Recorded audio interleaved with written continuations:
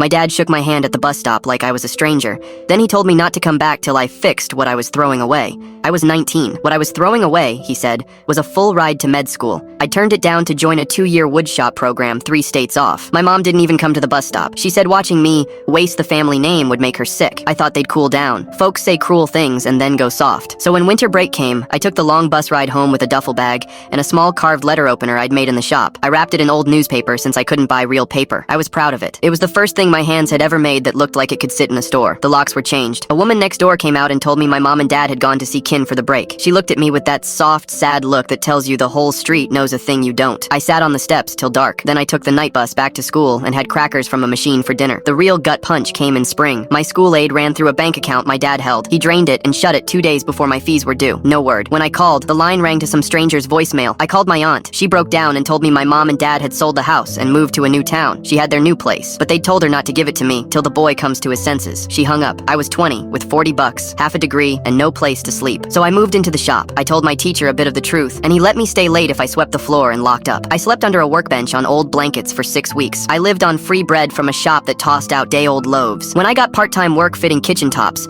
I made one rule that never bent for the next 15 years. I would live on just 1/5 of what I earned. Every other dollar went into the shop I had not yet built. I finished the program. I took jobs no one else would touch. Bent doors, wet warped tables, a church bench no one could save, and I saved it. Word got out. At 28, I hired my first man. At 34, I had my own shop with my name on the door and a 2-year wait list for handmade pieces. Big firms flew me out. A hotel chain put my work in the front of every one of its 40 spots. I stopped counting once I passed my first big pile of cash. Counting felt too much like looking back. 3 weeks ago, I walked into a wood supply store, and my mom stood right there at the desk. She had aged. She knew me slow, then all at once, and her whole face turned warm in a way I had not seen since I was a boy. She grabbed my sleeve. She said she'd kept up with my work. She said she'd cut out a piece on me from a mag. She said she always knew I was born for great things. She asked me to dinner. I said yes, not to make peace, but since I'd spent 15 years wanting one straight answer. My dad was thin and quiet now. Over the meal, he laid it all out like a calm, fair man. He said he'd let me go since I chose wood over med school. He said he'd never pay for what he called a mere hobby. And he said the hard road had made me who I am. He said it like he'd done me a good turn. I told him that hobby put my work in halls he could not walk into. He smiled. He thought we'd reached the warm part. Then he slid a folded sheet across the table. On it was a sum, $2 million bucks. My mom said soft and sweet that raising me and feeding me and giving me the strength to win had costs. She said a good son would want to pay them back now that he could. I looked at the sheet a long time. Then I pulled out my wallet, left just enough cash for my own plate, and stood up. You already got paid, I said. You just didn't know the account was closed. I walked out to the lot, got in my truck, and for the first time in 15 years, I owed no one a thing. Still a male narrator for this one. The flat, low, steady voice gives that last line its weight.